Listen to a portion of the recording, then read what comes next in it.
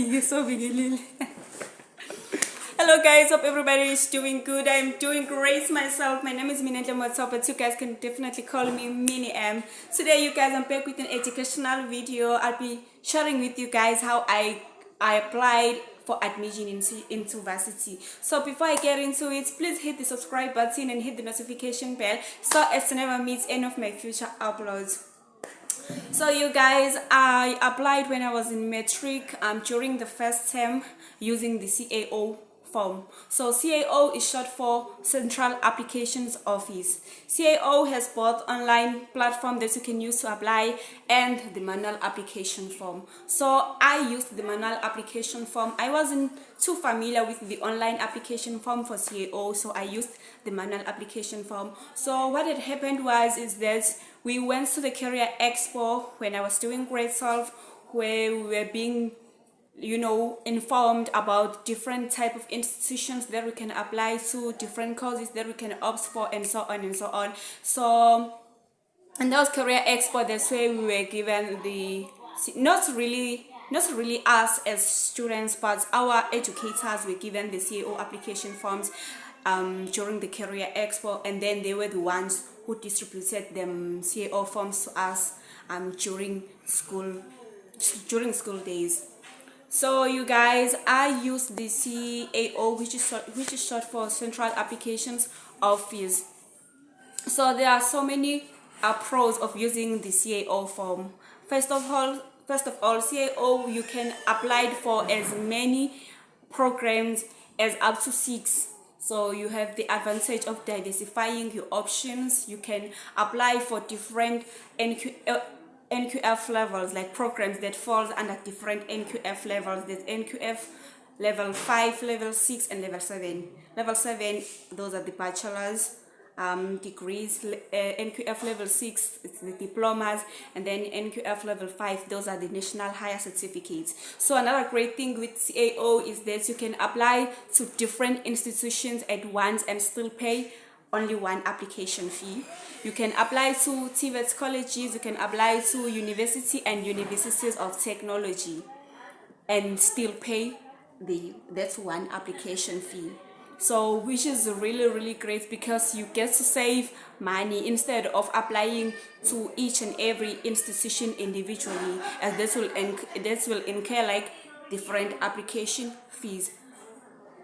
Another thing with CAO is that if it happens that you get to change your mind with the way you have ordered your programs, for instance, you like to change option number 6 and make it number 3, like option 1 make it number 2, and so on, like reshuffling your options and ordering them in a different way, you can still like submit the change of mind application form to CAO, and then reorder your courses or your programs and the manner that you want them to be. So with that, you will still have to pay another fee, which is for the change of mind form, in order for you to have your programs reshuffled and reordered in the manner that you will inform the CAO. You will have to pay for that, you guys. So before you get to apply using CAO form, it is important that you Alright guys, before you apply using CAO, whether using the online platform or the manual application form, it is still the same thing. You need to submit your application as soon as possible. You do not have to wait until you have all the results before you can apply. You can use like the results that you possess at that particular time. For instance, if you're applying in matric during the first term, you'll have to use your grade 11 results, certified copies of final grade 11 results, and then as the year progresses, you can still like send your other results, especially midterm results and the trial results. You can send them separately to CAO. They will process them and make sure that they attach them to your current or submitted application form. Another thing when applying using CAO form, guys, it is important that you include your cell phone number and your email address as as communication is sent out using emails, especially offer letters. They usually communicated at the beginning of the year, firstly by emails, and then they can also send them via SMSs, short message sendings. Right, guys, another important tool that you need to have before applying using CAO, you need the CAO booklet or prospectus. Some call it prospectus, some call it CAO booklet.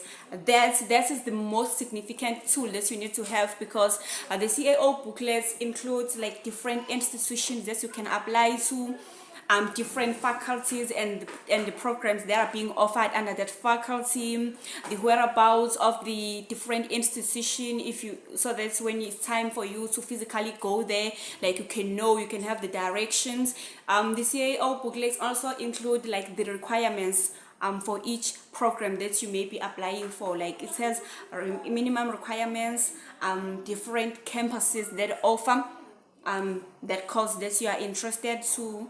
It has a lot of things, you guys, so you really need to have a booklet so that you do not end up applying for the wrong courses, or courses that you're not even familiar with in terms of their requirements, school subjects that are required and stuff like that.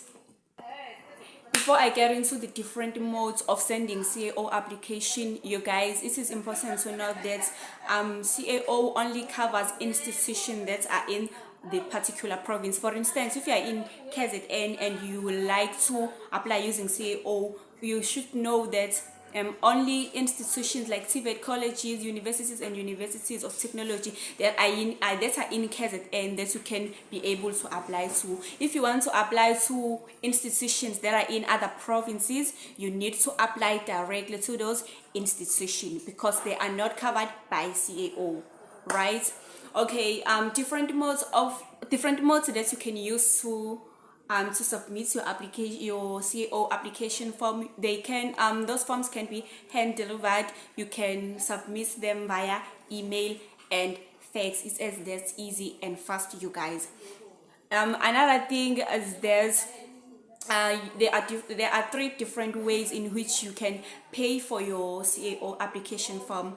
The first one is Easy Pay, which is the most preferred method, you guys, that you can use to pay for CAO. You can use that one, Easy Pay. You have to use Easy Pay, and you have to pay to Pep Store, Checkers, ShopRite, Pick and Pay. Like every store that has the Easy Pay like sign outside, you can go to the store and pay for your CAO. So when paying for your CAO, it is very imperative, you guys, that you go with your CAO number. So CAO number is provided in the first and the very last page of the CAO application form. It is in the top right hand corner of your CAO. That's where you'll get your CAO number. Then when you're filling in your application form, you have to manually fill in that number in the spaces provided in the other pages. As I have mentioned, that the CAO number, it is provided for you in the first and the very last pages, and then in the remaining pages you have to manually fill in your CAO number, so that it is captured every time they are capturing your details in the CAO form. Yes, because that was the first method of paying for your CAO application form. The second method is that you can use your credit card online. You can go into the CAO website, use your identity number and CAO number, and then pay using your credit card. And then the last method also include paying for your application using your credit card. In the very last section of the CAO application form, manual application form, there is the section under credit card payment. If you want your CAO application fee to be deducted from your credit card, you have to fill in your information. Like you have to fill in your name and surname. You have to include your cell phone number that they can use to contact you, the card validation number, which is usually indicated as CV at the back of your credit card, and then you have to include the amount that must be debited from your credit card, which is the application fee.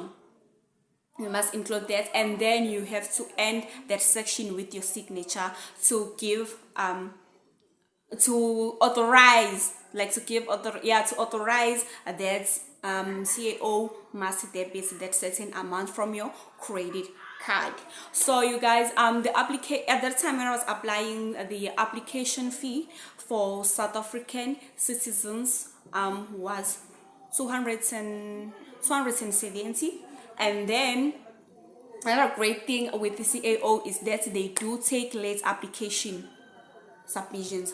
But if you submit like after at the end of or mid October, you'll have to pay the late application fee, which is more or less double the normal application fee. So it is about 470. Yeah, now the normal fee is 250. Pardon me, the normal fee is 250, and then the late application fee is 470 for South African citizens.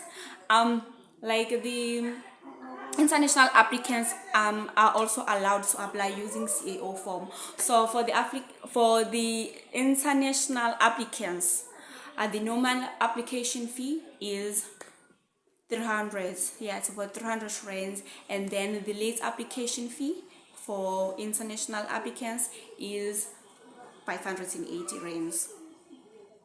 Should I say is or was? At the time was 580 rands.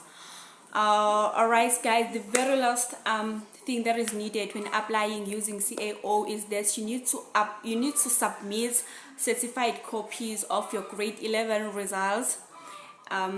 If you are in grade 12 first term, and then when the year progresses as well, you need to submit your certified midterm and trial grade 12 results.